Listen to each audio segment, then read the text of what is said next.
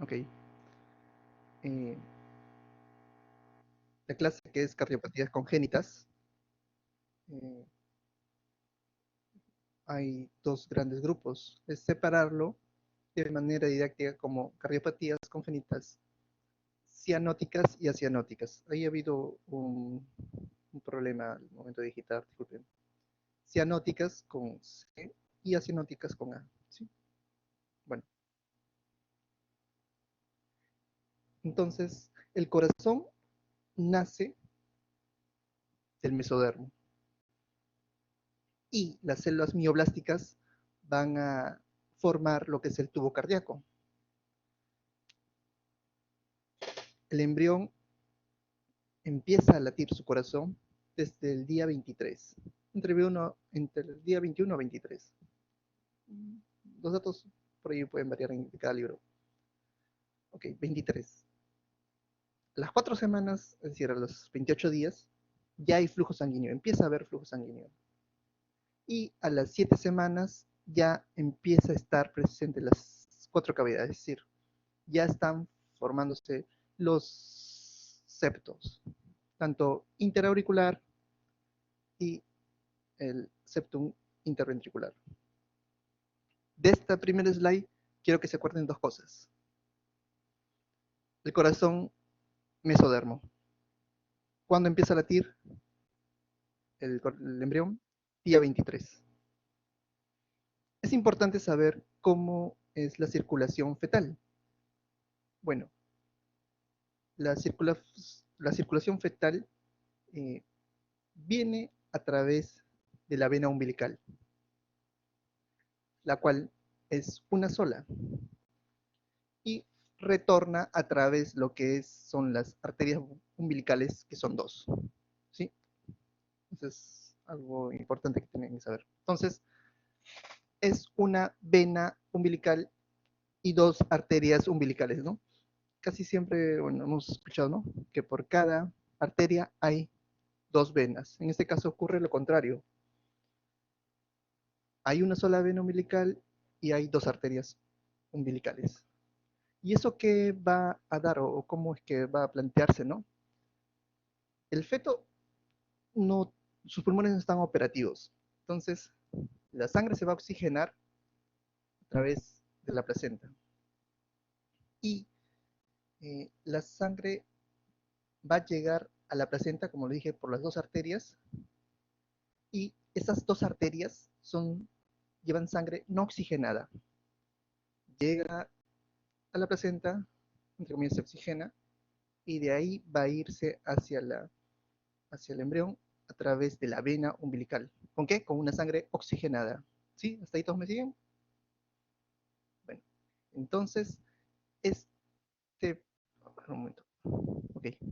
Esta vena umbilical que está llevando sangre oxigenada, un aproximado va a ir, del 50% va a ir hacia la vena cava inferior, a través del conducto, el conducto venoso. El 50% viene a través de esto. ¿Sí? Y el otro 50% va a pasar o va a venir de lo que es esta zona, que son eh, va a pasar exactamente por el hígado, ¿no? Y los dos, tanto las venas suprahepáticas como el conducto venoso, va a dirigirse hacia lo que es el, eh, la aurícula derecha. ¿Sí? Hasta ahí todo bien, ¿no? Entonces, el corazón, la aurícula derecha, está llegando sangre oxigenada. Ya está oxigenada. Llega a la aurícula derecha y tiene dos vías. Uno, irse por la tricúspide hacia el ventrículo derecho, y de esta irse directamente hacia la vena pulmonar y sus ramas. Pero ojo, obviamente iría en un adulto a oxigenarse, pero el embrión, el feto y prácticamente como no nace, sus pulmones no están funcionando. Entonces, no requiere, además es sangre oxigenada. Y el otro mecanismo, el otro camino, es que desde la aurícula derecha pase a través del foramen oval, el agujero oval, ¿no? En ese momento es un agujero. Y se va a ir directamente hacia la aurícula izquierda. Pero esta sangre que también fue por la válvula tricúspide, ventrículo derecho, vena pulmonar, va a ir una sangre a través de un conducto que en los niños está, en los recién nacidos, o en el feto, en el embrión está presente, en el feto está presente, que es el conducto arterioso, o el ductus arterioso también llamado. Es algo normal. Entonces tiene un agujero oval, que después va a hacerse el foramen oval, y tiene una comunicación a través del ductus arterioso, o conducto arterioso. ¿Y qué conduce? Conduce lo que es, entre comillas, o une la aorta con la vena pulmonar. ¿Sí? Entonces, esta sangre va a ir hacia esa dirección, hacia la aorta. Y no hay problema porque esa sangre es oxigenada y va a ir a alimentar lo que es todo el organismo del feto. Y nuevamente, ¿no? Lo que entró por la aurícula izquierda va a ir hacia la válvula, a través de la válvula mitral al ventrículo izquierdo, y el ventrículo izquierdo va a irse hacia la aorta y va a juntarse con la sangre que viene con el conducto y nuevamente, ¿no? Va a alimentar a lo que está al feto en sí. Alimenta a todo, porque el feto necesita alimentarse. En este caso, estamos hablando de nutrientes y de sangre oxigenada. Sí, hasta ahí me siguen. Nuevamente para recalcar. Llega a la aurícula derecha la sangre, sea del cuerpo del feto que ha usado los nutrientes, el oxígeno y la alimentación, hacia la aurícula derecha. Y de la placenta, a través de la única vena umbilical, que viene esta sangre, esta sangre es oxigenada. La del cuerpo es desoxigenada, pero vienen y se mezclan y ahí es un momento importante, ¿no? Y después va a llegar a la aurícula derecha. La aurícula derecha tiene dos vías, hacia el agujero oval para ir hacia la aurícula izquierda y seguir su camino a través de la válvula tricúspide, el BD, válvula pulmonar, se va hacia la arteria pulmonar, los pulmones no están operativos, esta sangre es oxigenada y pasa otra opción es que va a ser del ductus, es la única opción. Esta sangre oxigenada, hasta acá nos quedamos. Y la que pasó a través del agujero y la aurícula izquierda se va hacia la válvula mitral, ventrículo izquierdo a la aorta, se junta con la otra sangre que está viniendo a través del ductus y va a irse a través de qué? Va a irse a alimentar al cuerpo y de ahí una parte va a irse a la placenta a que nuevamente oxigenarse. ¿Sí? Ok. Nuevamente, vena umbilical va a dirigirse hacia lo que es el sistema portal que va por el hígado, el conducto arterioso, aurícula derecha, a través de las cavas obviamente, foramen oval, aurícula izquierda, y también va a seguir su camino habitual, a través ¿sí? de la arteria pulmonar, ducto arterioso, se va a juntar con la aorta, y aurícula izquierda, ventrículo izquierdo, y va a ir esta a través de la aorta. Se juntan las dos sangres oxigenadas, ¿sí? Para alimentar al cuerpo, al organismo del feto, y otra parte va a ir hacia las arterias a oxigenarse. Ok, ahora eso es algo importante. ¿Y cómo marcamos las cardiopatías congénitas? Bueno, todo defecto que nace el niño, es decir, tiene un defecto congénito o una anomalía congénita. ¿Y cuántos tipos de defectos o anomalías congénitas tenemos? puede ser malformación, deformación, disrupción, displasia. ¿Sí? Obviamente desde el nacimiento, ¿no? Pues eso es congénito. Y de todas esas, la más frecuente es la malformación. Y de la malformación, ¿cuál es la más frecuente? Son las cardiopatías congénitas. ¿Sí? Cardiopatías congénitas es el tipo más frecuente de malformación y la malformación es la forma más frecuente de la anomalía o defecto congénito. ¿Sí? Ok, entonces ya estamos en cardiopatías congénitas. Les voy a decir lo que dicen esas letras para que entiendan. Esto no se preocupen, apunten lo que pueden apuntar. Vamos a repetir esto otra vez. Entonces, si alguien te pregunta cuál es la cardiopatía congénita, en general, es el CIB. Ok. ¿Cuál es la cardiopatía congénita asianótica? Más frecuente, obviamente, hablamos de frecuencia. Es el CIB.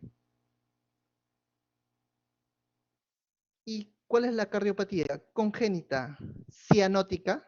Más frecuente, es tetralogía de Fallot. Acuérdense que la cardiopatía congénita pueden ser dos, asianótica y cianótica. Ok. Si te preguntan ya algo específico, ¿cuál es la cardiopatía congénita cianótica que se presenta antes del primer año de vida? Es la transposición de grandes vasos. Y si te dicen la cardiopatía congénita cianótica que se presenta después del año, es la tetralogía de Fallot. Doctor, no entiendo, ¿por qué si usted me está hablando de manera general, la cardiopatía congénita cianótica, más frecuente, porque me dice tetralogía de Fallot y después que me dice, cuando es menor de un año en este contexto, es la transposición de grandes vasos? No entiendo, doctor. Es que esta tetralogía de Fallot no se manifiesta habitualmente antes del año, ¿sí? La que más se va a diagnosticar, porque se manifiesta antes del año, es la transposición de grandes vasos. Entonces, esa tetralogía de Fallot se va a manifestar, la vamos a diagnosticar pasado el año de vida. ¿Sí? ¿Todos me siguen hasta ahí? Bueno, perfecto. Ok. ¿Y cuál es la cardiopatía congénita en general del adulto más frecuente? Es el CIA. Doctor, pero usted me ha dicho que la cardiopatía congénita más frecuente es el CIB. Cierto, es en el niño, porque el CIB es muy fácil o es frecuente diagnosticarlo sea por el soplo o sea por la clínica. El CIA, quien lo recepciona es el interno y los pediatras, los neonatólogos, ellos no son tan finos. Hoy a veces tampoco es tan audible el soplo. Y no causa síntomas, el CIA. Por eso, este paciente lo vamos a diagnosticar ya en etapa adulta. Y en el adulto, el diagnóstico más frecuente de cardiopatía congénita es el CIA.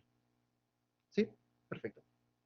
La cardiopatía congénita relacionada a prematuridad, al prematuro, es el PCA, persistencia del conducto arterioso. Y asociada, cardiopatía congénita asociada al Down, el paciente Down, es el canal atrioventricular. La cardiopatía congénita relacionada a rubiola es igual que la del prematuro. ¿Cuál es esa? Ese es el PCA. Ah, ok, doctor. Y la cardiopatía congénita asociada al Turner, ¿sí? Es la coartación de aorta. Al Turner, coartación de aorta. Y la cardiopatía asociada al síndrome de Noonan es estenosis de la pulmonar. Si se han olvidado, no se preocupen, ¿No han apuntado algo? Disculpen, vamos a repetir nuevamente en otro slide.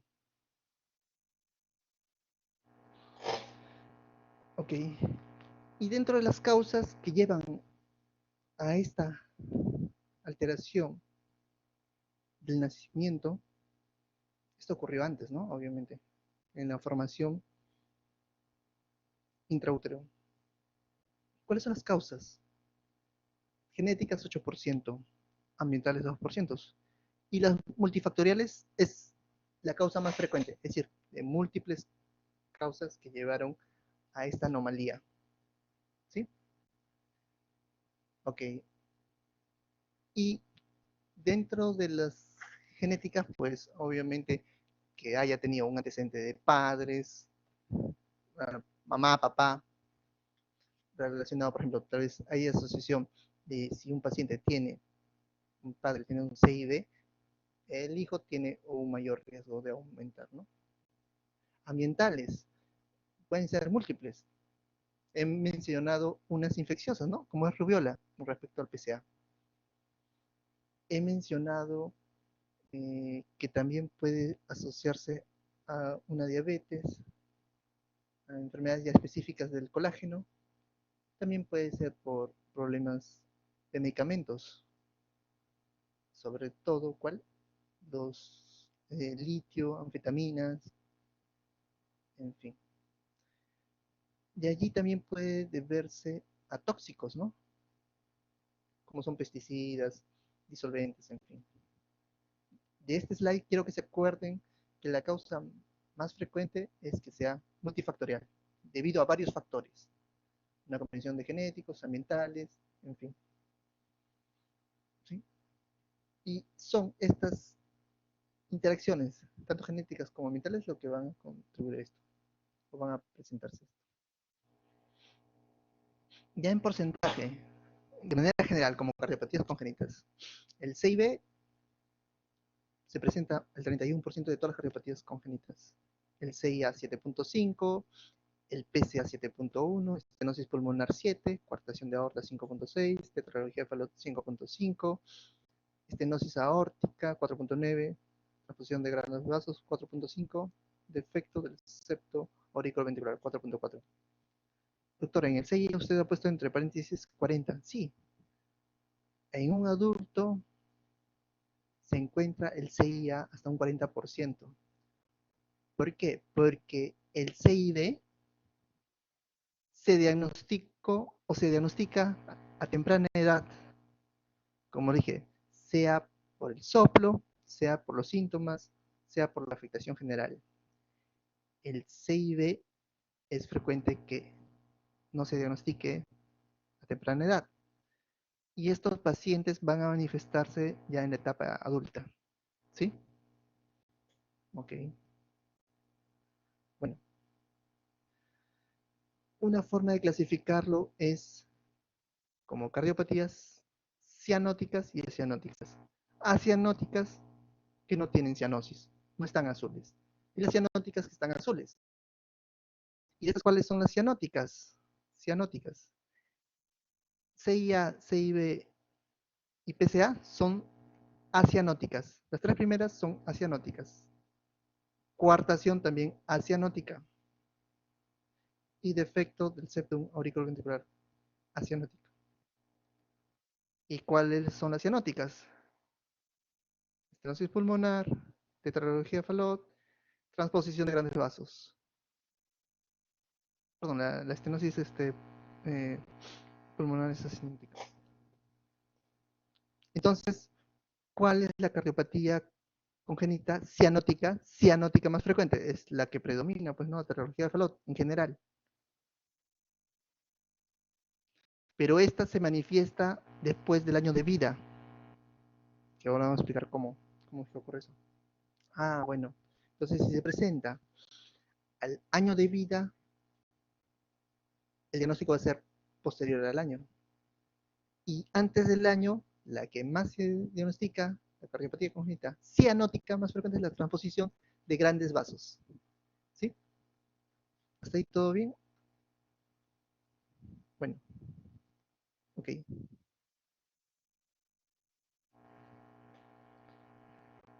Esa es la clasificación que les he mencionado.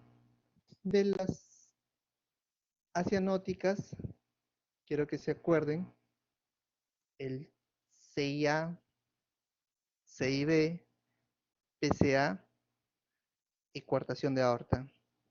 ¿Por qué? Por orden de frecuencia nada más. ¿Sí? Quiero que se acuerden de esas. De las cianóticas, quiero que se acuerden sobre todo, o sea, no olvidarse, estas. Transposición de grandes vasos y tetralogía de Fallot.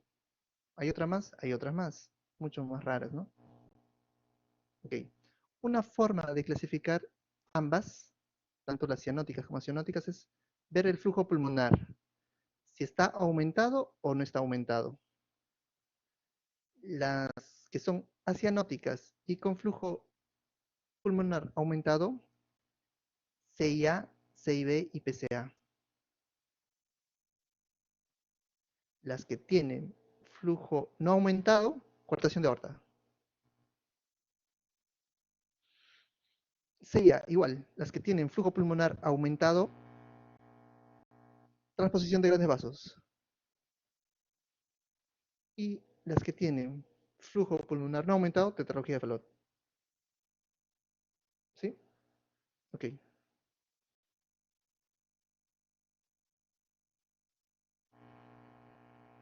Nuevamente les pregunto. Frecuencia. ¿Cuál es la cardiopatía congénita más frecuente? Obviamente estamos hablando de las niñas, ¿no? Cardiopatía congénita más frecuente es el CIB. Cardiopatía congénita asianótica, asianótica es CIB, porque el CIB es una cardiopatía congénita asianótica. Y la cardiopatía congénita cianótica, no te dicen más, solamente cardiopatía congénita cianótica, es tetralogía de Fallot. Si te dicen cuál es la cardiopatía congénita cianótica en menores de un año, transposición de grandes vasos. Y pasado el año, tetralogía de Fallot. Cardiopatía congénita del adulto, CIA. Relacionada a prematuridad, cardiopatía congénita del prematuro, al igual que la rubiola, es PCA. Relacionada a rubiola, PCA. Relacionada a Down, canal auriculoventricular. Relacionada a Turner, coartación de aorta. A Noonan, estenosis pulmonar. Ok. Entonces, ¿cómo voy a diferenciarlos? Es ver si es acianótico, no tiene cianosis, no es azul. Y si es cianótico, tanto central, periférico, azul, azul. Entonces, quiero que se acuerden estas. Las acianóticas, estas cuatro frecuentes, y las cianóticas, estas dos frecuentes. Acianótico no está azul, cianótico está azulito. Datos generales. Si yo a un paciente le voy a dar medicamentos que tengan o sean prostaglandinas, voy a hacer que este conducto arterioso no se cierre, que esté presente, es decir, voy a convertirlo en una persistencia del ductus arterioso o conducto arterioso permeable. Voy a hacer que se mantenga. Obviamente, si doy inhibidores de las prostaglandinas, voy a cerrar ese ductus arterioso. Entonces, por ejemplo, ¿no? Si hay una gestante y de manera casual o de manera indirecta le doy inhibidores de las prostaglandinas, puedo cerrar ese ductus. Cuando de niño, intraútero, el paciente es, requiere de esto, ¿no? ¿Cuáles son esos inhibidores de las prostaglandinas? Indometacina, ibuprofeno. Ok. Pero más efectivo es obviamente dándole al mismo paciente, ¿no? el recién nacido. Entonces, si yo quiero mantener a este recién nacido, que mantenga ese ductus, le doy prostaglandinas. Ok. Doctor, usted habló de hiperflujo, hipoflujo. ¿Cómo es que voy a darme cuenta de eso? Hiperflujo, hiperflujo está llegando al lecho vascular, a los pulmones, un gran flujo. ¿Y cómo voy a verlo en la placa? Es una placa bien marcada. Se ve bien las tramas vasculares pulmonares. Un poquito más blanquito se podría decir. ¿Sí? Se ve bien, lo blanquito. Y si tiene hipoflujo, no está llegando buen flujo. Entonces lo voy a ver el tórax, los pulmones bien claros. Cuando me refiero a claros, me refiero a que están bien oscuros, bien demarcados, oscuritos. ¿Sí? Perfecto. Bueno, este es un corazón, entre comillas, normal, ¿no? Ya de casi un adulto, ¿no? Todo, acuérdense, sigue la secuencia. A través de las cavas superior e inferior, llega aurícula derecha, tricúspide, ventrículo derecho, y del ventrículo derecho a la arteria pulmonar. Arteria pulmonar. Este es de un adulto, ¿no? Y de estas van a dividir para llegar a los pulmones. Los pulmones, obviamente ha llegado sangre desoxigenada para oxigenarse. Y después retorna a través de las venas pulmonares al lado izquierdo, aurícula izquierda, válvula mitral, ventrículo izquierdo. Y del ventrículo izquierdo se va a ir hacia la aorta, la sangre oxigenada. ¿Para qué? Para alimentar a esa persona. ¿Sí? ¿Hasta ahí me siguen? Perfecto. Para recordar, para que no se olviden, todo lo que sale del corazón es arteria. Todo lo que sale del corazón es arteria. Todo lo que llega al corazón son venas. Esa es la definición. No es que todo lo que, ¿cómo se llama? Las venas son desoxigenadas, arterias son oxigenadas. No, eso no es así. La definición es todo lo que llega al corazón son venas, todo lo que sale del corazón son arterias. Perfecto. Para quedar claro, existe una circulación pulmonar y una circulación sistémica, o también llamada una circulación menor y una circulación mayor. Esto les digo por algo importante. No importa, todo el organismo se alimenta y deja la sangre desoxigenada. Va a llegar, no importa de dónde sea del cerebro, miembros inferiores o superiores, va a llegar al lado derecho, a través de las cavas. El lado derecho recepciona sangre, tricúspide, ventrículo derecho, y va a mandar a los pulmones hacia el lecho vascular para que se oxigene. Entonces, la función del lado derecho es recepcionar y mandar sangre a los pulmones para que se oxigene. Y ya la sangre oxigenada va a retornar a través de las venas pulmonares hacia el lado izquierdo. Aurícula izquierda, válvula mitral, ventrículo izquierdo, bueno, obviamente la eh, válvula aórtica y va a irse hacia la aorta. ¿Para qué? Para alimentar nuevamente al organismo. Entonces, después del lado derecho, después que ha venido al lado derecho, va a ir a los pulmones. Ok, ese es el camino. Entonces, si hablamos de hiperflujo, es porque se está yendo hacia los pulmones bastante sangre. No importa la causa. Y si hablamos de hipoflujo, hay algo que está impidiendo que llegue sangre hacia los pulmones. ¿Sí? Ok. Entonces, vamos con cardiopatías congénitas acianóticas.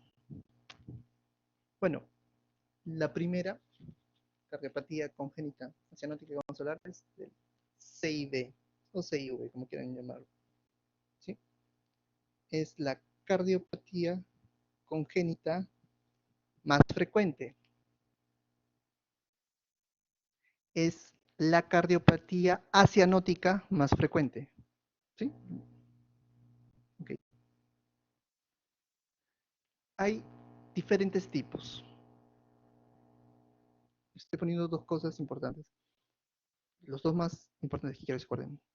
Los membranosos, o también llamados perimembranosos, que son los más frecuentes.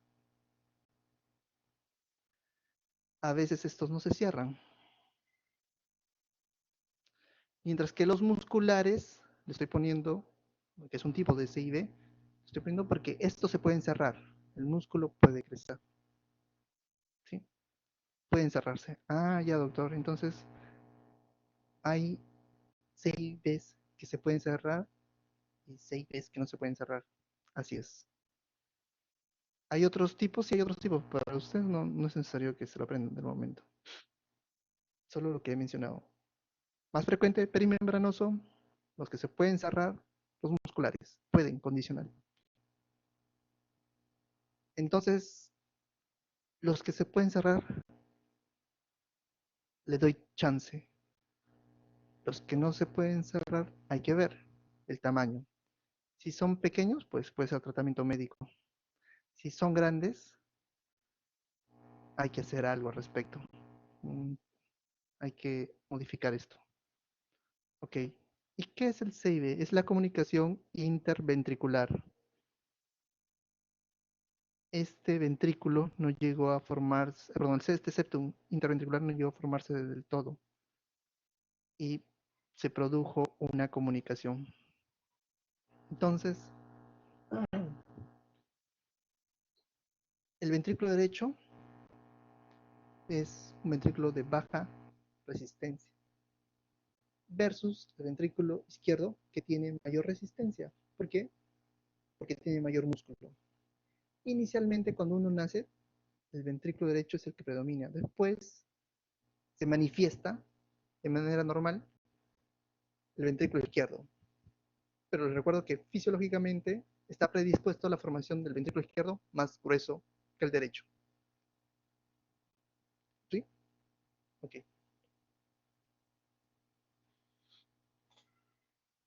Entonces, esta sangre del ventrículo izquierdo, que es más gruesito, va a dirigir, va a direccionar el volumen de esta zona a esta zona. Es decir, va a haber un shunt de izquierda a derecha. ¿Cuándo? Cuando se está contrayendo el ventrículo.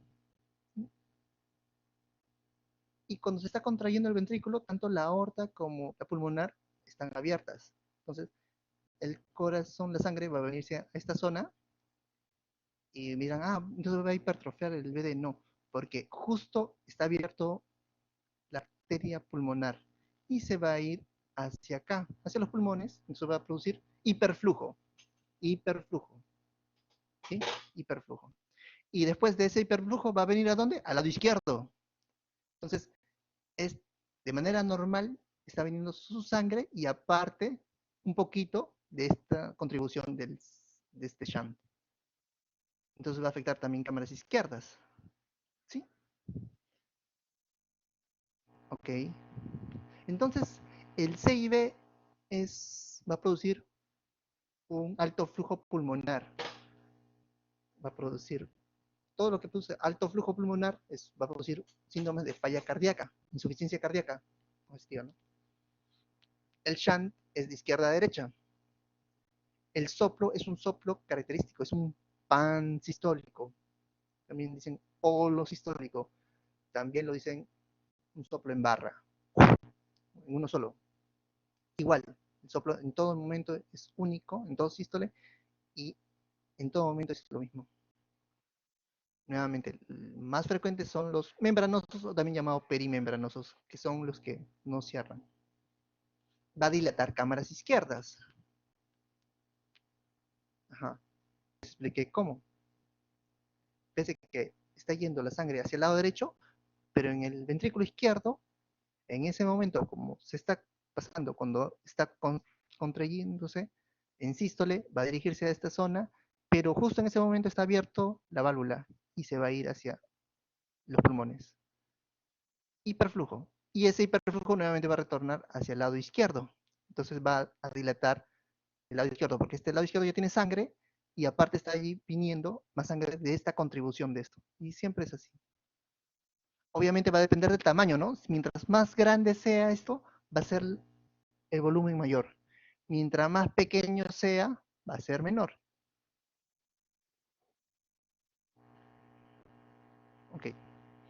El tratamiento, obviamente, el tratamiento médico del alto flujo, de la insuficiencia cardíaca, que vamos a verlo al final. Prácticamente el tratamiento vamos a verlo de todos al final. Y obviamente el tratamiento cuando vemos que no va a cerrar, que hay una repercusión de cámaras, que no va a cerrar, ¿sí? Vamos a tener que hacer un cierre de ese defecto. Dime, Lian Joel. Mencionó que el CIB tenía que ser la mayor causa de causas que no sean cianóticas, pero ¿Mm? también mencionó que es también en causas cianóticas. En ese caso también puede variar que presente o no la cianosis. No. Yo he dicho que la cardiopatía congénita más frecuente, cardiopatía congénita más frecuente es el CIB. Y la cardiopatía congénita hay dos grupos, clasificarlo en cianóticas y acianóticas. Y la cardiopatía congénita acianótica más frecuente es el CIB, pues. ¿Sí? ¿Sí está claro? Sí, ya está claro.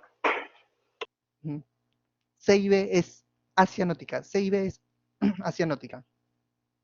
Eh, bueno, procuremos que la pregunta sea al final. La última pregunta. Danitza. Sí, doctor, buenas tardes. Una pregunta. A qué edad aproximadamente es cuando más se diagnostica el CIB? CIB es de niños. Todas las cardiopatías congénitas, el problema lo Claro, tienen pero, de nacimiento, pero el claro, pero, diagnóstico va a ser antes de los 6 meses, ¿no? Prácticamente todas las cardiopatías congénitas eh, acianóticas son antes de los 6 meses, salvo el ya, CIA, que puede pasar desapercibido, ¿sí? ya. Ok, Gracias. perfecto. Las preguntas de preferencia, chicos, para que no se olviden un cuadernito o una hojita, apunten y al final me preguntan, ¿sí? Vamos a la siguiente, cardiopatía asianótica. Estamos en el grupo de asianóticos. Es CIA o comunicación interauricular. ¿Sí? Bueno, ¿qué podemos decir de este CIA? Pues hay varios tipos, ahí hay son cuatro, o se clasifican así como osteosecundum, osteoprimum, del seno venoso y del seno coronario. Prácticamente CIA, o sea, que es un defecto del septum interauricular, es los tres primeros. ¿Sí? El otro casi no se considera. Pero la clasificación la consideran así, como las cuatro. Pónganse los cuatro. Ustedes acuérdense, son cuatro. Osteosecundum, osteoprimum, seno venoso y seno coronario. ¿Sí? Estoy poniendo en ese orden porque va en ese orden de presentación. Entonces, ¿cuál es la comunicación interauricular más frecuente? El osteosecundum, después el osteoprimum, después del seno venoso y después del seno coronario. Porcentaje varía más o menos, de un 70 o un 80% el osteosecundum. ¿Qué quiero que se aprendan? ¿Cuál es el más frecuente? Osteosecundum. Esa es una pregunta clásica. ¿Sí? Ok. ¿Y cómo es que se presenta esto? A ver, se presenta en una proporción más frecuente en mujeres. 2-1 versus hombres, obviamente. Les dije que puede pasar desapercibido en la niñez y ya manifestarse en la etapa adulta. Entonces, es la cardiopatía congénita más frecuente en adultos. Diagnosticada, obviamente, ¿no? ¿Por qué? Porque el CIB ya se diagnosticó a temprana edad, ya se dio tratamiento, tal vez ya falleció o ya se reparó.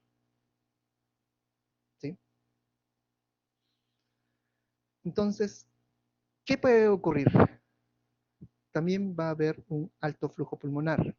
Entonces va a manifestarse como una insuficiencia cardíaca. Debido a dilataciones de cámaras, puede producir arritmias. los CIA pequeños a veces no requieren ninguna operación, porque mira, han llegado hasta la etapa adulta. Y si no es muy grande, puede no operarse, puede dejárselo así. Los CIA grandes hay que operarlos, porque tienen repercusiones. Hay dos formas de reparar. Uno es quirúrgico y otro es a través de un intervencionismo percutáneo. Así como se hace un cateterismo cardíaco para ver cuál es la obstrucción, es algo parecido. Se entra a través de las venas, en el femoral, se entra y se ve el defecto. Y se coloca a través de catéteres o algo así como un paraguas doble. Entonces, se entra como un catéter, se abre en esta zona el paraguas y se engancha, se enclava en esta zona, ¿sí? Y va a producir esto, ¿sí? Entonces, esta paraguas tiene un nombre propio, es un Lamplaxer, se utiliza solo hasta cierto tamaño. Si ya es muy, muy grande, tiene que ser reparado quirúrgicamente, ¿sí? Entonces, los CIA grandes podemos utilizar el intervencionismo percutáneo o el quirúrgico. Obviamente, hay que darle chance al intervencionismo percutáneo porque tiene menos riesgos. Obviamente, la institución debe tener experiencia en esto, ¿no? Pero si es muy grande, el intervencionismo ya no puede ser, ¿sí? Ahí se da algo quirúrgico. También puede ser que el paciente presente un CIA y produzca un HTP a la larga. ¿Y cómo es esto? Nuevamente, el lado izquierdo tiene mayor presiones que el lado derecho. Es lo habitual. Entonces, el flujo va a irse de izquierda a derecha a través de ese CIA. Este aurícula sigue llegando sangre de manera normal a través de las cavas y se agrega algo adicional de sangre a través de este defecto. Entonces, esta cámara se dilata. Como ha llegado más sangre, va a irse a través de la tricuspidia hacia el lado derecho. Esto también se va a dilatar. Y esta sangre va a irse hacia la, la válvula pulmonar, hacia la arteria pulmonar, para ir a oxigenarse a los pulmones. Entonces va a ir un aumento del flujo pulmonar. Va a haber un momento, si es que es mucha cantidad de sangre en los pulmones, va a reaccionar y va a producir una resistencia vascular pulmonar, porque está yendo alto flujo. Inicialmente va a ser reversible, y si es reversible, todavía el CIA todavía puede operarse, pero si ya es irreversible, es decir, ya tiene una hipertensión pulmonar irreversible, ya no se puede operar, ¿sí? ¿Y qué podemos decir del CIA? Hay un alto flujo pulmonar, por ende, la placa va a verse con una trama o congestionada por el alto volumen que está yendo hacia los pulmones. Ok. ¿Y cómo es el soplo? Se escucha el soplo del CIA. Este pasaje de sangre de aurícula izquierda a derecha no sopla, no suena. Esto no suena. ¿Por qué? Uno, el más importante, es porque las presiones no son tan altas. Es derecha a 4 milímetros de mercurio y este más o menos maneja de 5 a 8 milímetros de mercurio. No es tanto la presión. Entonces, no sopla a través de la comunicación del defecto del CIA. lo que sopla es el alto volumen que se está dirigiendo a través de la arteria pulmonar. El soplo es por hiperflujo pulmonar. ¿Sí? Entonces, se va a ocultar en foco aórtico el soplo sistólico, porque es en ese momento que se está dirigiendo a través de la arteria pulmonar, y para que se vaya ahí es porque se está contrayendo en sístole el ventrículo derecho. ¿Sí? ¿Hasta ahí todos me siguen? Es por eso que vamos a escuchar un soplo sistólico eyectivo en foco pulmonar. No es por el defecto, es por el hiperflujo, no es por el defecto. El defecto no hace sonar acá. La sangre en excedente viene por esta zona, viene al ventrículo derecho, y cuando el ventrículo derecho va a irse hacia la arteria pulmonar, es por ese paso que suena. Es por eso que no se detecta. No es que va a presentar inmediatamente este soplo, ¿sí? Este defecto sí está de nacimiento, desde antes incluso, obviamente. Ok. Y algo característico, que tiene un segundo ruido desdoblado fijo. Ahora vamos a explicar cómo es eso. La más frecuente, la presentación más frecuente, el tipo más frecuente es el ostium secundum. Va a dilatar cámaras derechas. En el eco, algo característico, obviamente tiene que ser del ostium secundum, va a haber un bloqueo de rama derecha, un 80% más o menos, a 90% de los ostium secundum. ¿Sí? Acá vemos los tipos. Osteo secundum está más a la base. Osteo primum está más, entre comillas, dirigiéndose hacia la punta o hacia las válvulas auriculoventriculares, como quieran llamarlo. Este es del seno venoso y del seno coronario. ¿Sí? Son los cuatro tipos. El más frecuente, el osteo secundum. Ok.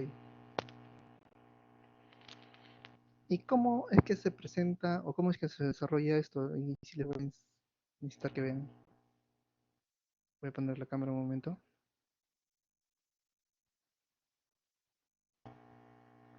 Ok, chicos, no sé si me ven, pero este es el corazón. ¿Sí? Este es aurículas, ventrículos. Entonces, en la formación del septum interauricular, primero va a formarse un tabique primum. Un tabique primum. Sale desde la base, desde arriba, mejor dicho, para que ustedes me siguen, y va a dirigirse hacia, yéndose hacia la base, yéndose hacia las válvulas auriculoventriculares. Y después se reabsorbe, se reabsorbe. Y si esto está presente, va a ser un osteo primum, porque el hueco está más cerca a la punta, se podría decir. Esto es normal que se reabsorba, pero hasta cierto punto, ¿no? Después sale un septum secundum, que va en sentido contrario, de abajo hacia arriba, y después se reabsorbe. Y si es que hay un defecto ahí, el defecto es osteosecundum, porque es por el defecto de la reabsorción del septum secundum. Entonces, ¿qué es el foramen oval? El foramen oval. El foramen oval también es el septum primum y el septum secundum que se juntan. Y el foramen es, entre comillas, un canal. Cuando uno nace, es habitualmente que esté pegado, pero algunas personas se despega por momentos. y esa es la persistencia del foramen oval, el FOP, foramen oval permeable. No es un hueco, es un canal del septum primum con el septum secundum, que se juntan, septum primum con septum secundum, y eso hace el FOP, foramen oval. No es un hueco, es un canal, ¿sí? Ok. Solamente porque algunas a veces se confunden, ¿no? ¿Qué es el foramen oval? ¿Qué tipo de CIA, CID? No, foramen oval no es, en sí no es ninguno de esos, ¿no? Ok, un poco de agua un momento.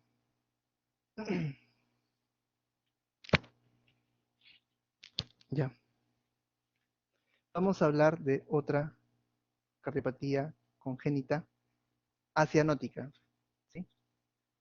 Y esta es la persistencia del ductus arterioso o del conducto arterioso. Esta se relaciona con prioridad. Entonces, un prematuro, ¿cuál es la cardiopatía congénita más frecuente? PCA. Relacionado al síndrome de la madre, tiene rubiola, ¿cuál es la posibilidad que presente cardiopatía congénita? PCA. Ok, ¿y cómo es esto? Pues, esto es lo normal. Lo normal es que en la etapa fetal haya, desde te había dicho, comunicación, que es la comunicación entre aorta y pulmonar. Después del nacimiento, esta debe cerrarse, ¿sí? Existe un cierre anatómico y un cierre fisiológico. El fisiológico es en horas de haber nacido. Fisiológico, o sea, pese a que todavía está presente anatómicamente, funcionalmente ya no es así. Es decir, ya no hay pasaje de sangre de manera normal. Y el anatómico se cierra días después, de manera normal. Entonces, el prematuro, la madre con rubiola, va a desarrollar, va a persistir esta comunicación, ¿sí? O si yo vi que tenía otra patología y, entre comillas, requería que, requiero que viva porque necesita un shunt, le doy un medicamento que son prostaglandinas y hago que este PSA persista, se mantenga, porque es necesario para la vida. Entonces, sí, eso es algo adrede, puedo dar como un tratamiento. Okay. Y como bien sabemos, cámaras izquierdas tienen mayor presión que las derechas, tanto en aurículas como en ventrículos. Obviamente la presión de la aorta es mayor que la pulmonar. Entonces, cuando sale la sangre oxigenada, está yendo a esta zona, ¿sí? Se va a alimentar normal a todo el organismo, pero una parte se va a través de esta. Y siempre en sístole y en diástole, es decir, en contracción y en relajación, siempre la presión de la aorta es mayor que la pulmonar. Siempre, en sístole y en diástole. Entonces, siempre está mandándole, en todo momento, continuamente. ¿Sí? Ok, doctor, sí, voy entendiendo. ¿Y qué vamos a ver en este PCA? Es un flujo pulmonar alto. Es de izquierda a derecha. A través de este BD está yendo su sangre normal y aparte le estamos dando más sangre a través de este conducto. Y esta sangre se donde dirige hacia los pulmones. Entonces estamos dando un flujo mayor a esos pulmones. Va a producir falla cardíaca, obviamente. Ok, tiene un soplo característico. Es un soplo sistodiastólico, o también llamado continuo, como dije, se está dando tanto en sístole como en diástole. Y tiene un sonido especial, como una maquinaria, un soplo de Gibson, como si fuese un tren. ¿Sí? ¿Y eso qué va a producir? Me va a producir pulsos periféricos amplios.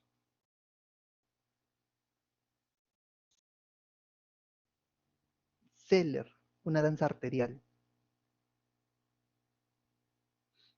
Entonces, como ha nacido y tiene persistencia, una indicación podrías darle inhibidores, porque quiero saber, inhibidores de las prostaglandinas, indometacina y ibuprofeno. Igual, en centros donde se pueden realizar, pues hacemos un tratamiento intervencionista, que consiste en llegar a esta zona a través de catéteres y algo parecido, ¿no? Cerrar esta zona. Ponemos acá, entre comillas, un bloqueo, se engancha acá y otro acá, y se cierra. No hemos hecho nada, entre comillas, ¿no? Sigue estando ahí, simplemente lo hemos cerrado. Y otro es abriendo el tórax y haciendo nudos en esta zona, cortamos.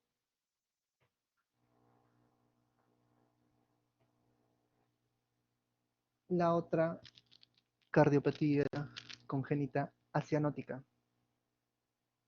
coartación de aorta, ¿sí? La coartación de aorta les he dicho que es la cardiopatía que se asocia a síndrome de Turner, coartación. No se sabe cómo esta aorta ascendente, callado y descendente, por algún motivo, entre comillas, se podría decir una estenosis de una zona específica de esa aorta, ¿sí?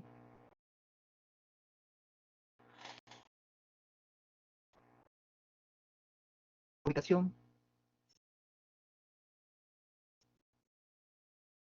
total o total va a tener algunas características.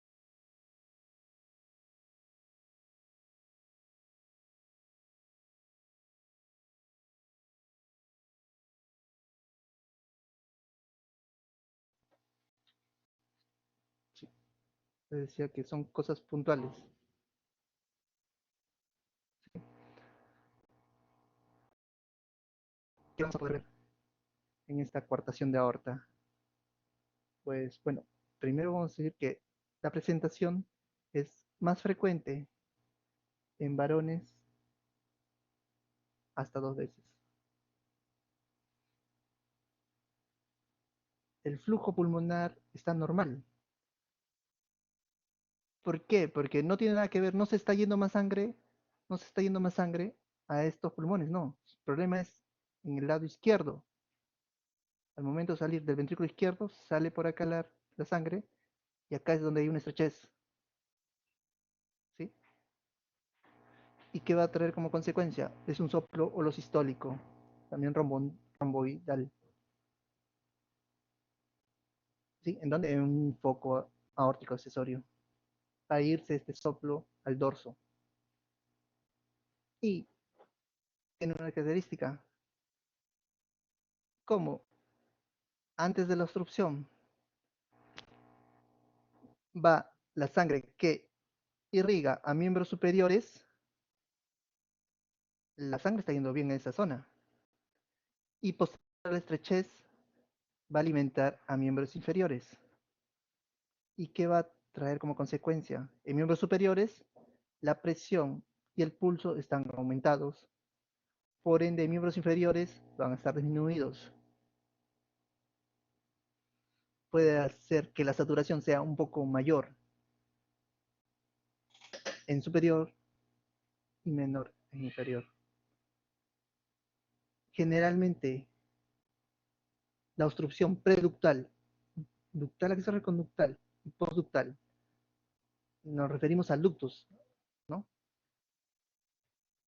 Normalmente, este ductus, que está de manera fisiológica en fetos, se obstruye solo, por sí solo, al nacer, le dije. Primero fisiológico, de ahí anatómico. Y acá queda como entre comillas como un ligamento. Y entonces, si el estrechez es antes del ductus, preductal. Si es después donde estaba el ductus, postductal. A eso se refiere. Ah, ya. Ok.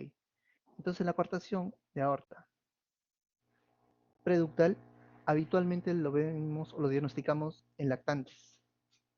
Y la postductal en adultos. ¿Sí? Esta cardiopatía congénita se relaciona al síndrome de Turner. Entonces, la asociación de cardiopatía congénita con Turner, coartación de aorta. También se relaciona con aorta bicúspide. Entonces, ¿cuál es la cardiopatía congénita que se asocia con aorta bicúspide? Coartación de aorta. ¿Sí?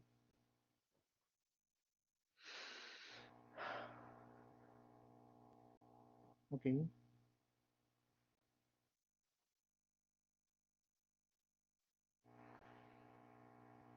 Y hemos terminado lo que es cardiopatías congénitas asianóticas. Vamos a ir a cardiopatías congénitas cianóticas.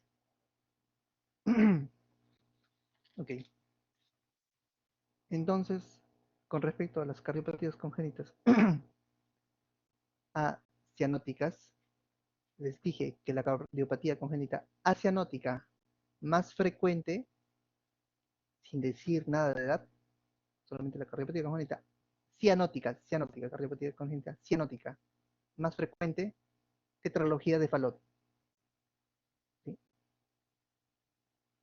Cardiopatía congénita cianótica. Tetralogía de Fallot. Tetra 4. ¿Ya? Este es el corazón normal. Este es el de la tetralogía. Hay un CIB. Hay una comunicación interventricular. Hay un cabalgamiento de la aorta. La aorta habitualmente, entre comillas, ¿no? Nace de esta zona. Y cabalgado, ¿qué significa? Que se está yendo un poquito más hacia el septum, está un poquito más lateralizado, ¿no? O más central, si quieres decirlo. ¿Ven? Comparación, se está yendo un poquito más hacia el septum, cabalgado, cabalgamiento de la aorta. Este es lo normal. Este es BD, este es el infundíbulo y este es la estenosis pulmonar. Entonces, miren, tiene una estenosis subinfundibular, estrechez antes del infundíbulo, debajo, inmediatamente debajo del infundíbulo. ¿Sí? Les dije que el ventrículo derecho, perdón, el ventrículo izquierdo, lo normal, un momentito. Les decía que el ventrículo derecho, perdón, el ventrículo izquierdo, lo normal es que sea más grueso que el derecho. El ventrículo izquierdo es más grueso que el derecho. Pero en la tetralogía de Fallot está yendo sangre de izquierda a derecha. ¿Sí? Y este ventrículo tiene que vencer a esa estrechez.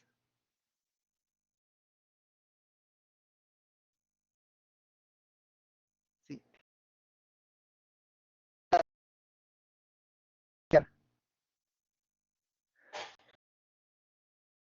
El ventrículo derecho se va a volver,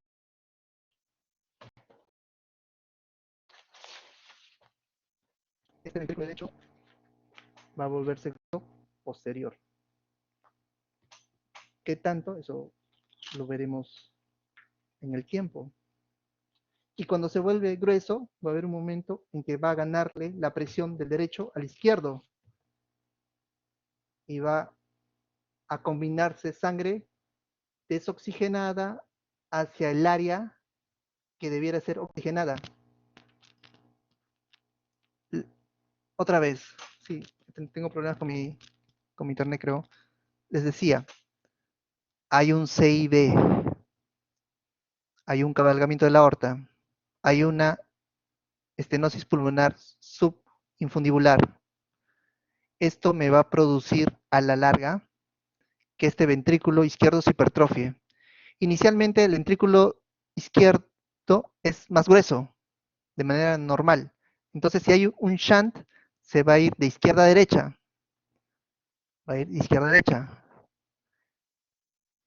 El ventrículo derecho tiene que manejar mayor volumen y por Frank Starling va a tener que volverse cada vez más grueso, va a tener que hacer más fuerza, como en el gimnasio. Cuando van ustedes al gimnasio, se hipertrofia ese músculo. Entonces, vean en esta trilogía, el BD va a hipertrofiarse después.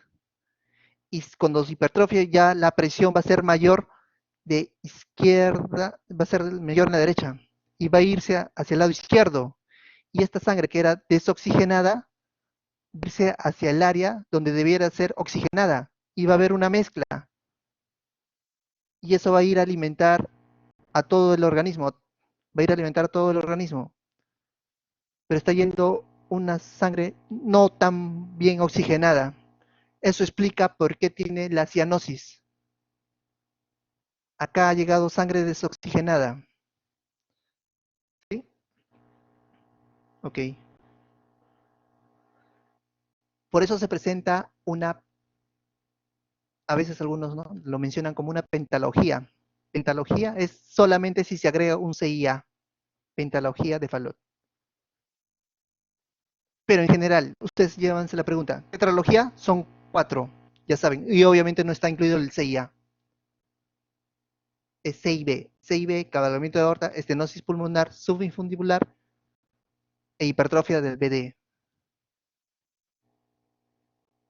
Entonces, como no está yendo sangre a esos pulmones, porque hay una estrechez, hay una estenosis pulmonar, esta estenosis pulmonar es la que me va a condicionar toda la clínica, porque no está yendo a oxigenarse, no está yendo a oxigenarse una buena cantidad de sangre. Y entonces a esos pulmones, a esa radiografía vamos a verlo como un hipoflujo, es decir, el pulmón va a ser negro en la radiografía, ¿no? No se va a ver los lechos vasculares, ¿sí?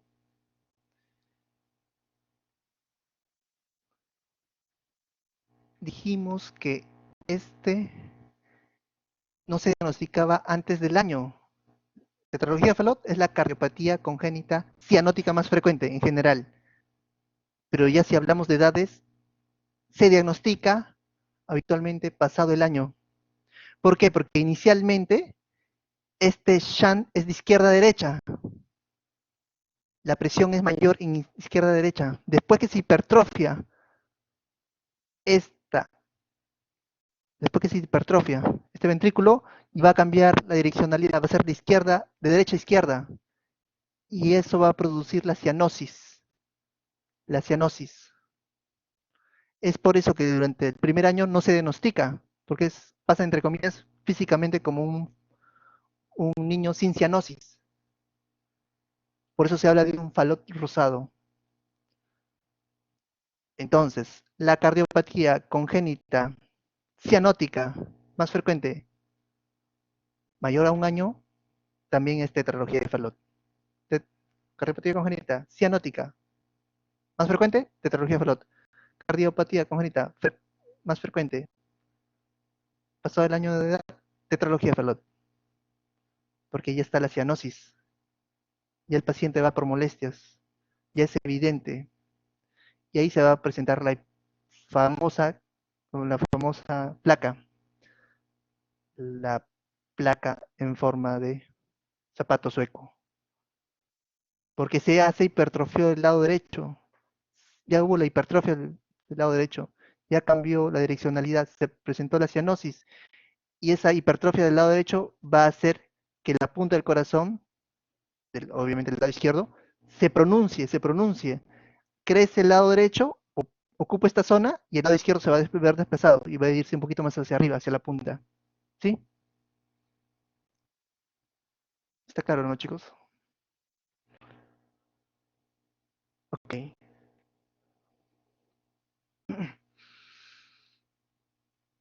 Entonces, en estos pacientes que tienen cianosis, van a producir crisis de hipoxemia o de hipoxia. Y vamos a explicar qué es lo que vamos a dar o cómo se trata el tratamiento médico. Las que tienen flujo pulmonar aumentado, como casi todas las cardiopatías acianóticas, van a producir síntomas o signos de falla cardíaca, insuficiencia cardíaca congestiva. Mientras que las que tienen combinación por un defecto de un shunt, es decir, las cianóticas van a producir, obviamente, cianosis, son azules, y vamos a producir los cuadros de crisis hipoxémica. Transposición de grandes vasos o de grandes arterias. ¿Okay? Lo normal es que del lado derecho del BD salga la arteria pulmonar y del BI salga la aorta. Transposición de grandes vasos o de grandes arterias. Transposición del BD sale la aorta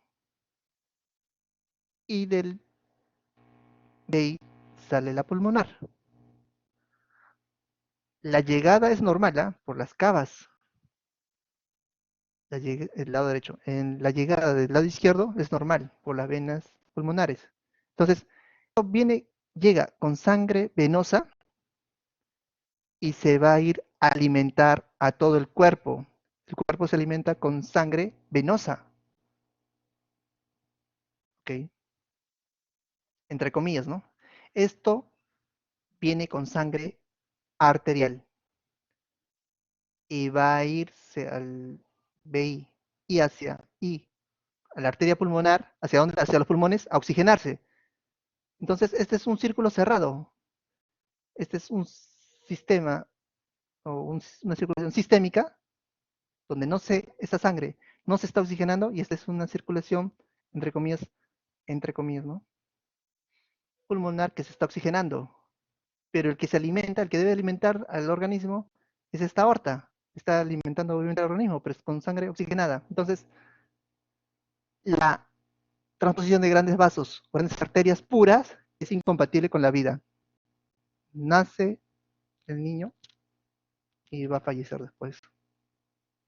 A menos que haya un shunt, una combinación, algo que esta sangre oxigenada pase y pueda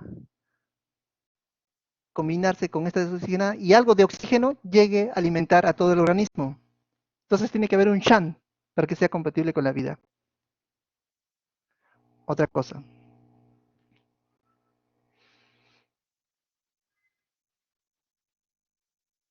El ventrículo izquierdo tiene alta presión y lleva alto volumen.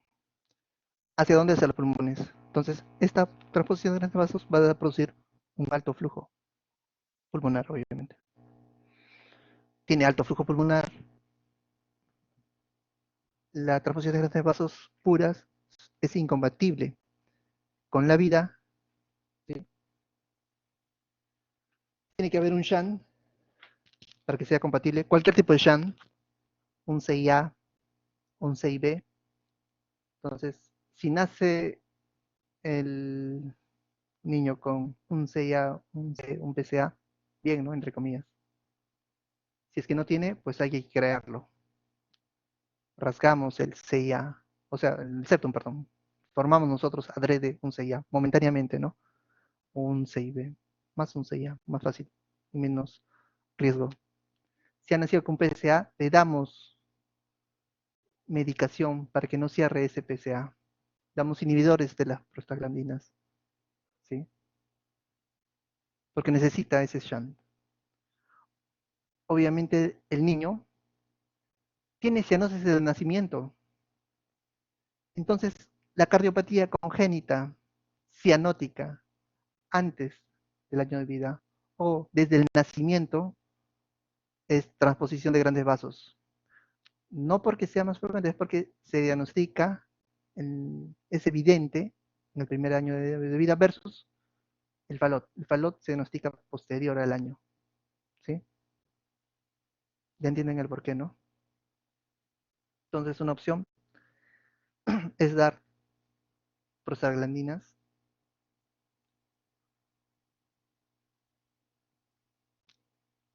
una cirugía, una cirugía, ¿sí?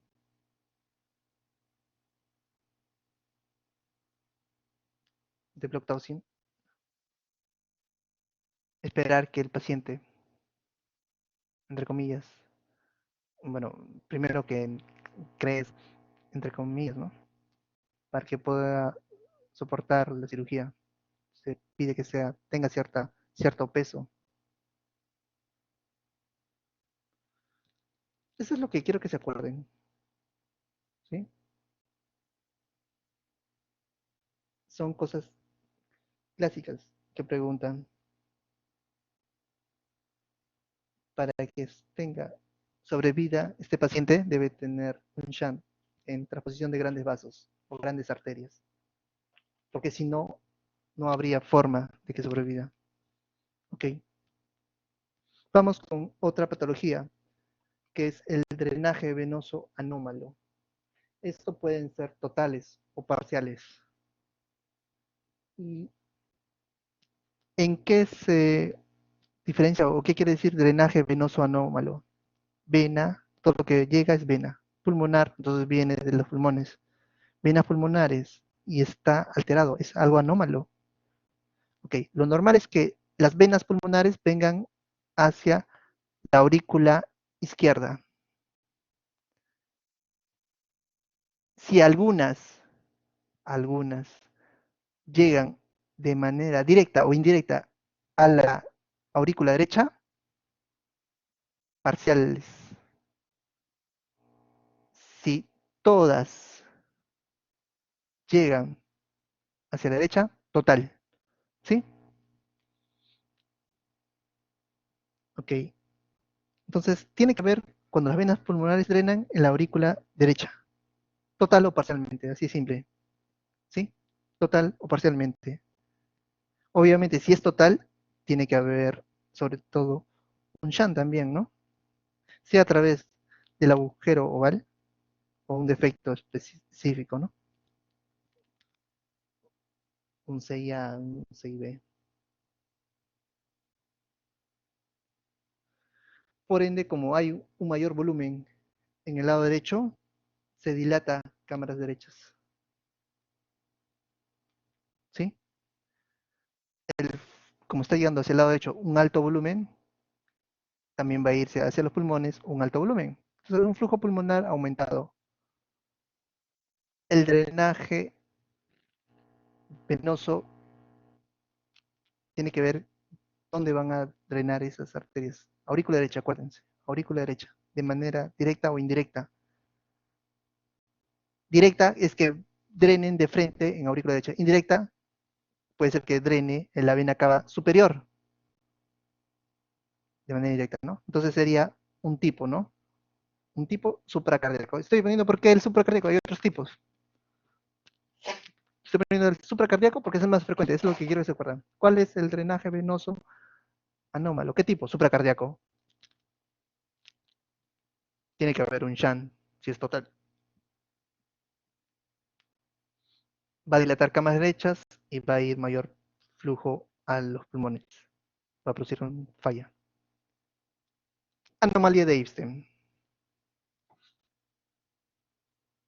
La anomalía de Ibsen es un defecto específico. Estas son las válvulas, la válvula tricuspidia. La válvula están formadas por valvas. En la anomalía de Ibsen va a dirigirse, va a nacer esas valvas, entre comillas, más apicalmente, más cercano hacia la punta. Entonces, están viendo que esa aurícula en general es más grande y ese ventrículo es más pequeño del lado derecho, obviamente, del cúspide del lado derecho. Va a haber un defecto y se dice que ese ventrículo derecho está atrializado. Parte del ventrículo derecho, lo que debiera haber formado acá, porque todo esto es parte del ventrículo derecho, se ha atrializado, se ha transformado en un atrio. ¿Y por qué es un flujo pulmonar disminuido? Porque este ventrículo es pequeño, por ende está llegando menos sangre hacia a los pulmones. ¿Sí? Va a haber un flujo menor hacia los pulmones. ¿Y eso cómo va a manifestarse? Con un pulmón negro. Flujo pulmonar aumentado, pulmón blanco. En la placa, en la radiografía. ¿Sí? Bueno.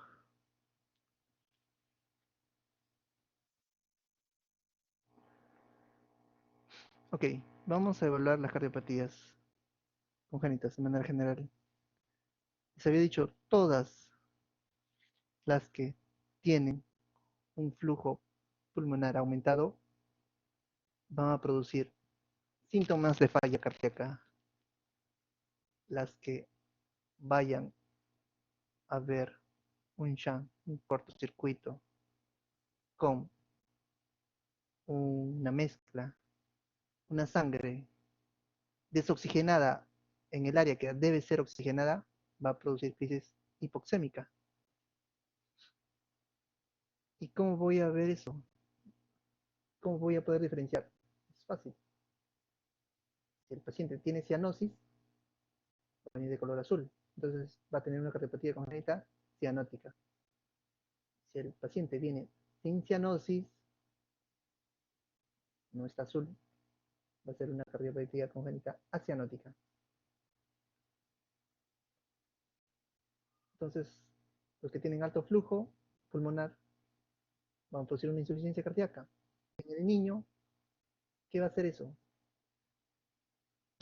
En el niño va a presentar una lactancia entrecortada. Entonces, es casi parecido, pero diferente al adulto. El adulto, cuando tiene una insuficiencia cardíaca, tiene una disnea. Disnea de esfuerzo. El adulto camina. El recién nacido no camina, pues el niño no camina. ¿Cuál es su trabajo? Lactar. Entonces, al momento de lactar, está lactando, se cansa. Entonces, deja de lactar un momento, porque está cansado. Ese es su trabajo.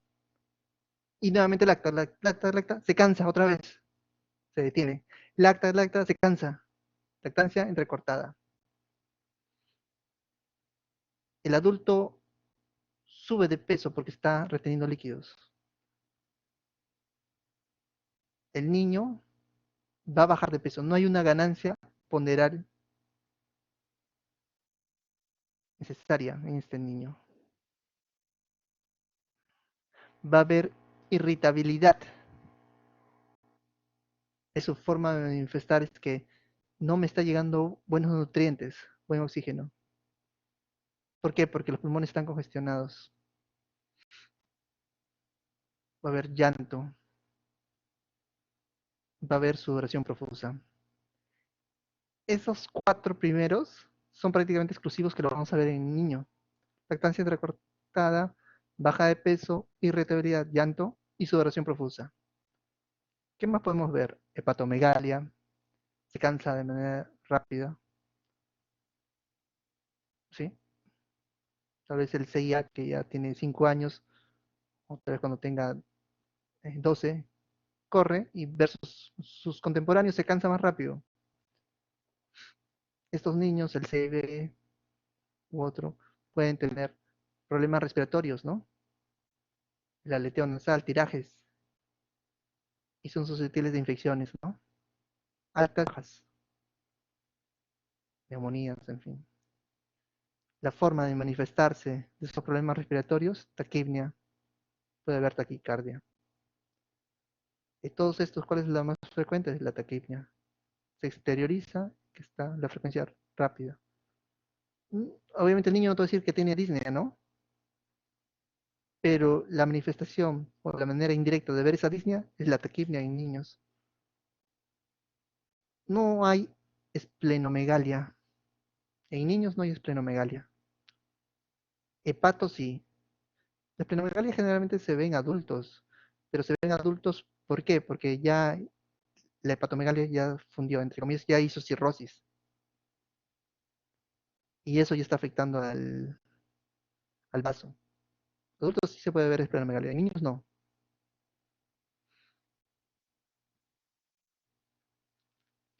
Crisis hipóxica. Tiene bajo flujo pulmonar, tiene un shunt que hace que esta sangre desoxigenada vaya al área donde requiere oxígeno, ¿no?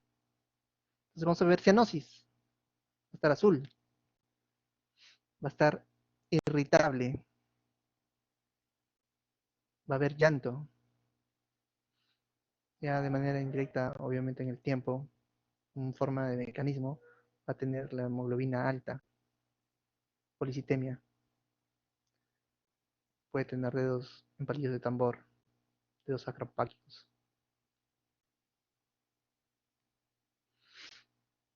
Ok, los que tienen shunt, un flujo pulmonar alto, el shunt es de izquierda a derecha, a la larga va a afectar a los pulmones, al lecho vascular pulmonar. El lecho pulmonar dice, oye, me está llegando mucho líquido. Tengo que hacer que no venga mucho, entonces se contrae hacia una presión, aumenta la presión en esa zona. Primero reversible, de ahí irreversible. Entonces, ya cuando se hace reversible, va a producir una hipertensión pulmonar y va a cambiar la direccionalidad, porque ya es tanta la presión en estos pulmones que le está ganando el lado derecho al lado izquierdo y se cambia el shunt de lo que era de izquierda a derecha. Debido a esta hipertensión pulmonar, pasó de derecha a izquierda. Y cuando hay cambio del shunt, a eso se llama síndrome de Eisenmenger. ¿Sí? El shunt hizo que haya, vaya, bastante volumen a este pulmones, al derecho vascular, los pulmones, el lecho vascular, aumentan presiones y aumenta cada vez más reversible, de irreversible, y hace que este shunt que está viendo de izquierda a derecha se invierta. Dime, Danitza.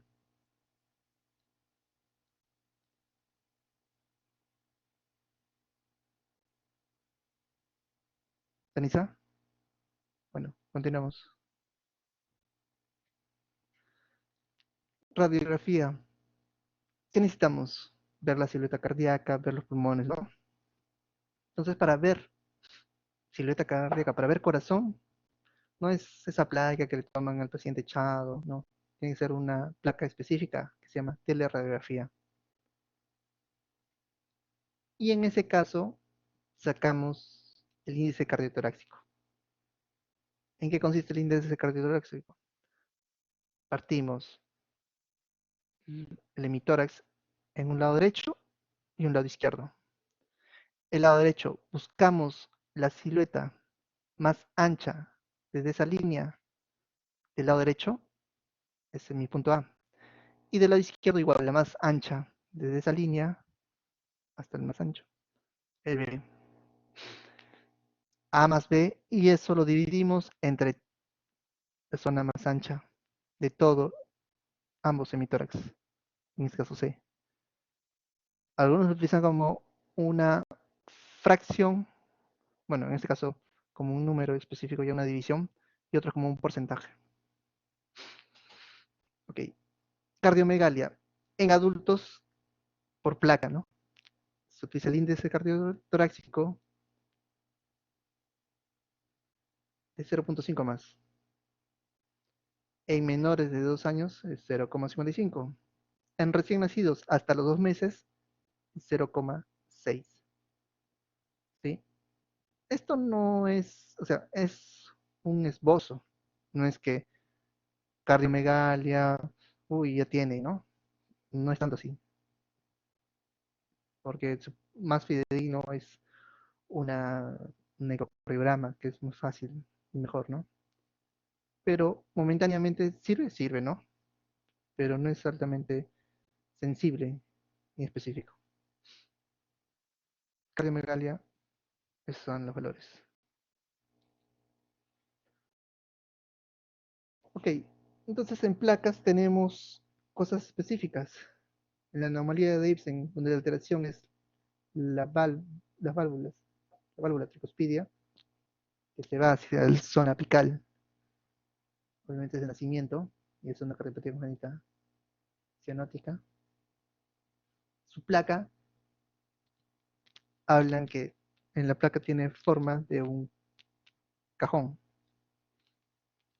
Otros hablan de que es un cántaro, ¿no?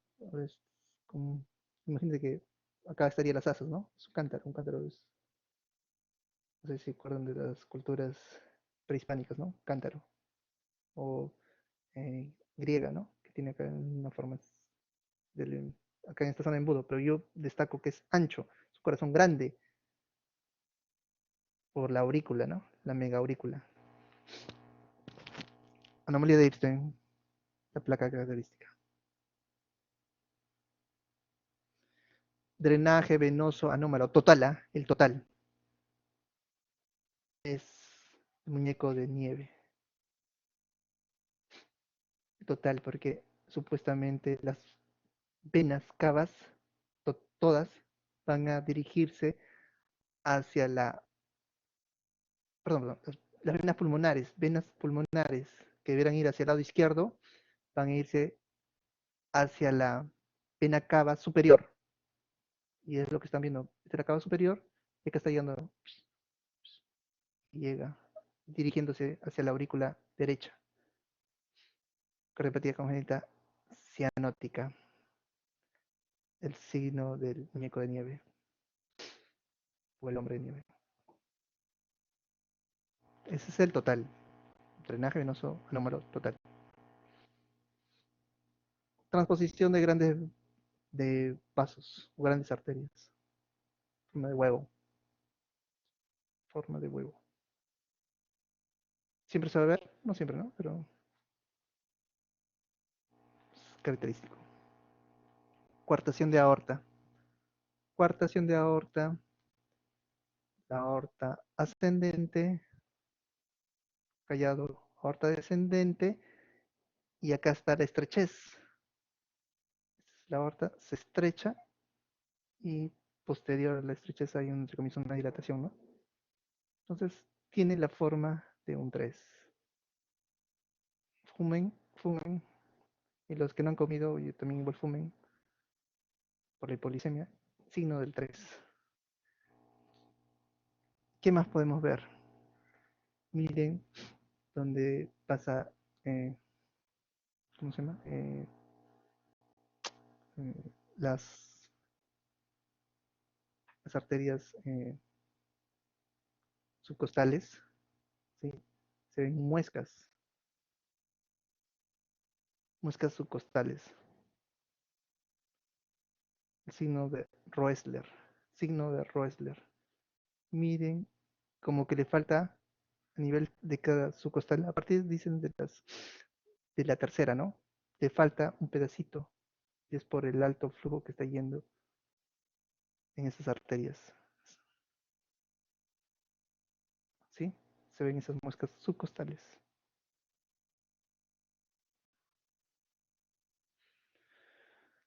Ok, desde costilla tercera, cuarta, quinta costilla, hasta la octava costilla.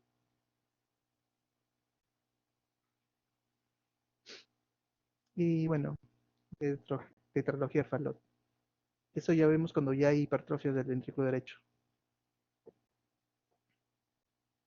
Se hipertrofia el BD empuja la punta del corazón y vemos la forma del zapato sueco, ¿no? Zapato. Bueno, ok. EKG. En general, las cardiopatías congénitas acianóticas casi es frecuente, ¿no? Eso no cumple, tampoco es tan sensible y tan específico, ¿no? Pero las acianóticas casi se mantienen el eje normal. El eje normal, para ustedes, acuérdense, de 0 a 90 grados. Eje a la izquierda, perdón, eje a la izquierda, eje a la derecha. Ok, las cardiopatías congénitas cianóticas están en este cuadrante. Las cardiopatías congénitas complejas, que no hemos hablado nada, son muchas y múltiples, o sea, una combinación de varias, están en este cuadrante, en el cuadrante extremo, se podría decir. Y las de una atresia tricuspidia o defecto de los cojinetes están en este cuadrante. Es mirando solamente derivada 1, si es positiva, y derivada ABF, si es positiva. Si es positivo, un positivo, acá está. Si ABF es negativo, se va a ir hacia acá. ABF negativo y D1 positivo, estamos acá. Si derivada 1 es negativo, se está yendo hacia acá. Y si derivada ABF es positivo, se está yendo hacia acá. Entonces, 1 negativo, ABF positivo, estamos acá. Y si ambos son negativos, estamos acá. ¿Sí? Cardiopatías congénitas acianóticas habitualmente están acá, pero pueden irse, ¿no? Si ya está hay una hipertrofia, ya el adulto del BD puede dirigirse un poquito más hacia la derecha. Si el CIB ya pasó varios años y no le han hecho nada, puede irse hacia la izquierda. Ok. Ahora sí, mira, ustedes ya tienen que saber, ¿no? Ya lo hemos dicho la tercera vez. Creo que con esto cerramos. Cardiopatía congénita, de manera general, más frecuente, CIB. Cardiopatía congénita acianótica, CIB. Cardiopatía congénita cianótica, tetralogía de Fallot.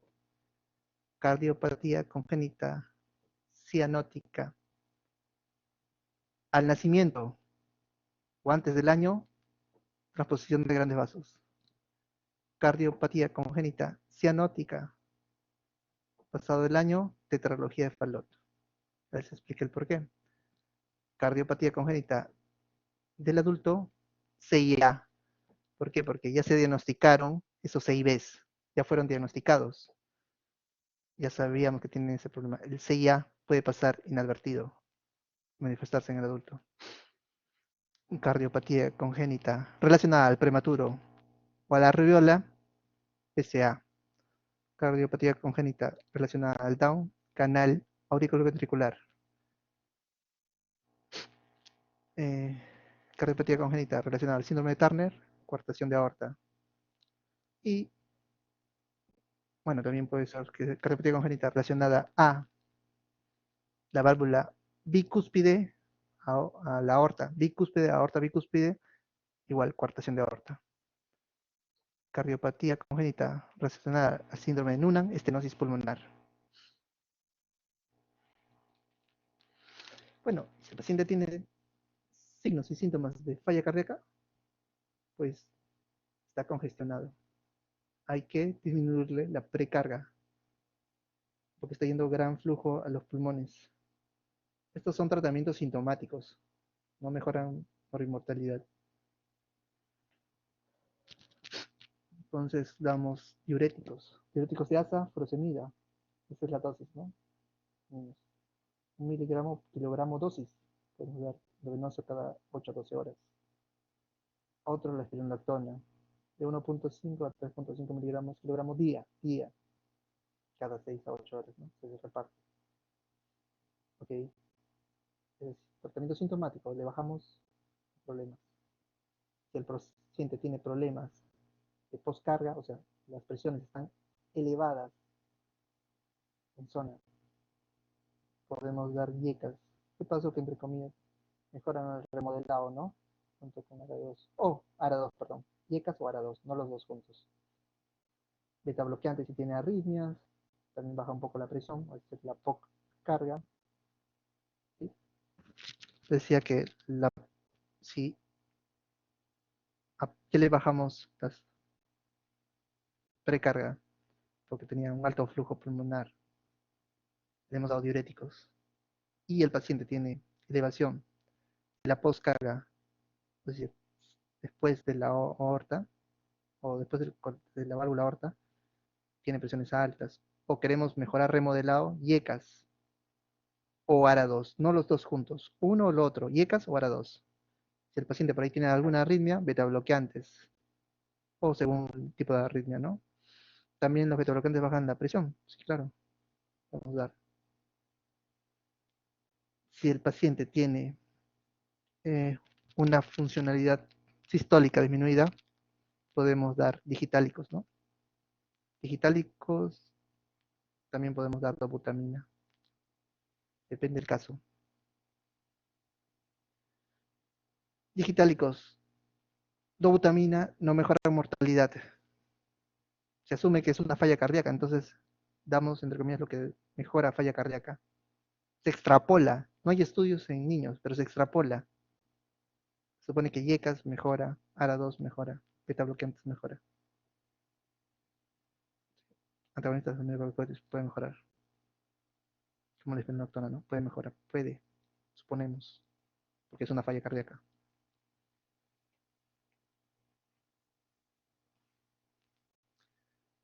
Y si el paciente tiene crisis hipotóxica, crisis hipóxica, ¿qué le podemos dar? Pues está desaturando, el paciente tiene un shunt, que hace que la sangre desoxigenada vaya a una zona que debe mandar sangre oxigenada. Y aparte de eso, el niño está irritable. Hay una alta demanda porque está irritable, está llorando, está llorando. Está llorando porque se siente mal, ¿no? Pero el llorar, estar irritable, le hace que es entre comillas como que si estuviese corriendo, está haciendo de mayor demanda y se siente peor aún.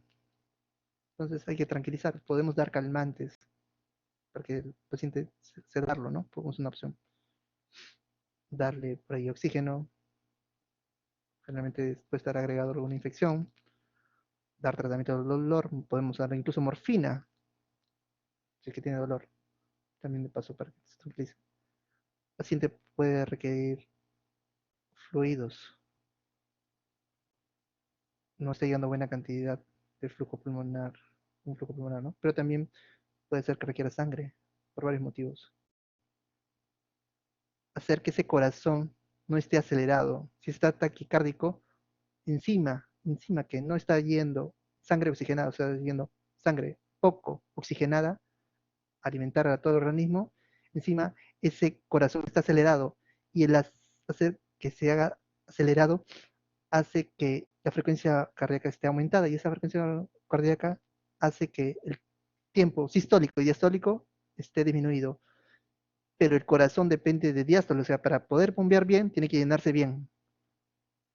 Y cuando hay una frecuencia cardíaca acelerada, quien se afecta más es el llenado, la diástole. Entonces hay que hacerlo que ese corazón baje la frecuencia. Le podemos dar propanolol, que va a mejorar, entre comillas, el llenado. Y que ese corazón no se acelere tanto.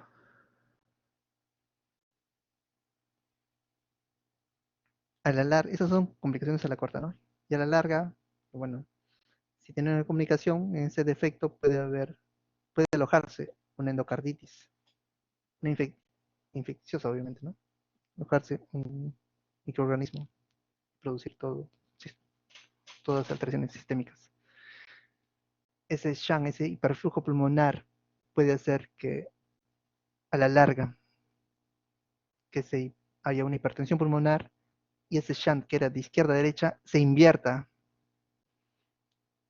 Y si se invierte el shunt que era de izquierda a derecha, pasa de derecha a izquierda, se produce el síndrome de Eisenmenger.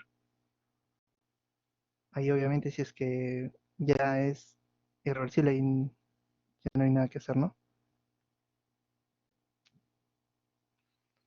El tratamiento quirúrgico, pues una opción en general es trasplante, ¿no? Cardíaco.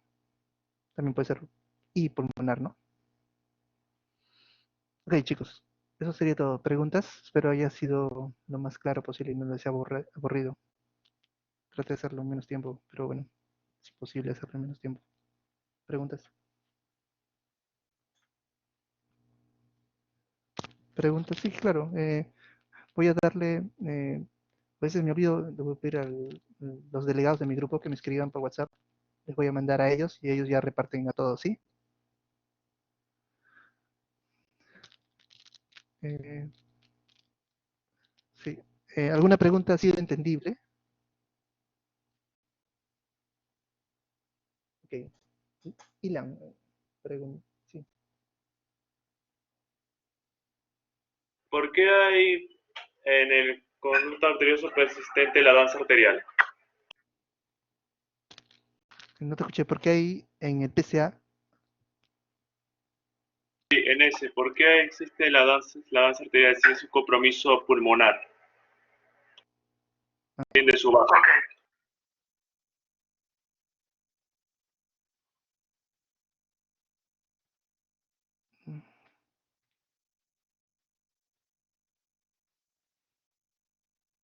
¿dónde estás? Mm,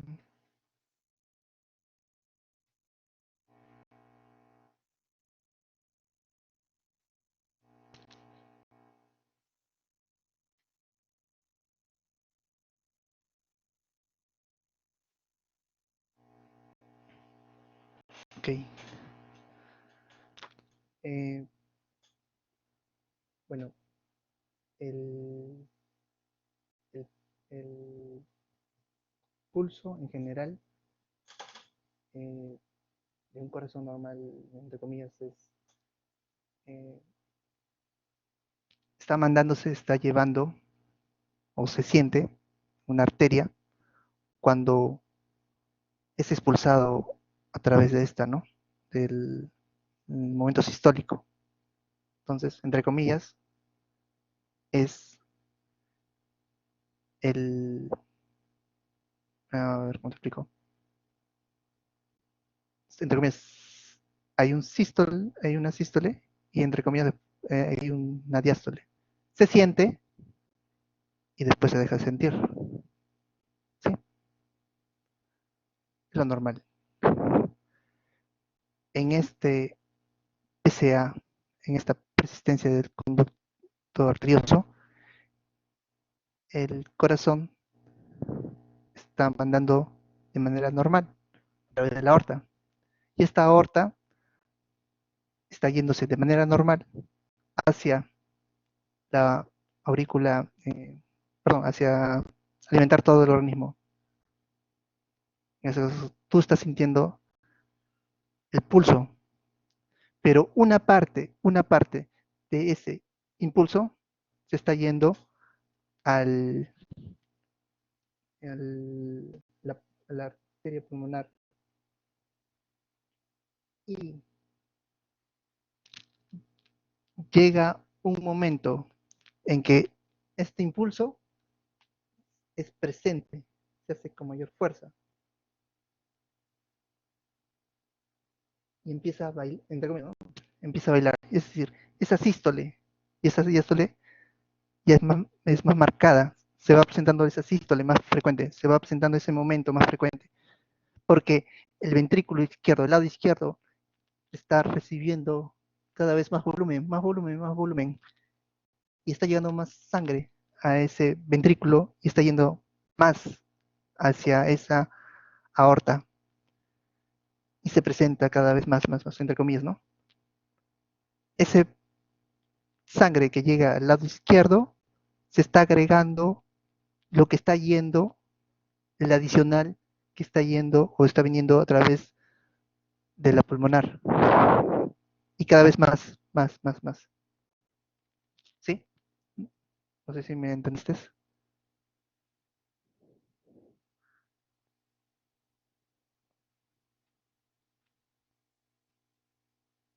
¿Lo?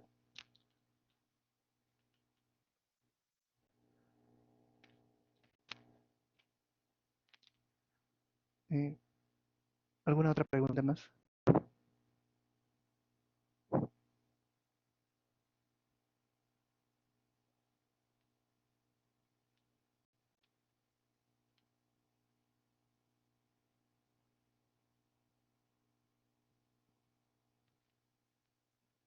¿Sí? ¿No hay más preguntas? Bueno, si no hay más preguntas. Ok, entiendo. Sí, está bien. No hay problema, chicos. Adiós. Espero les haya servido. Cuídense.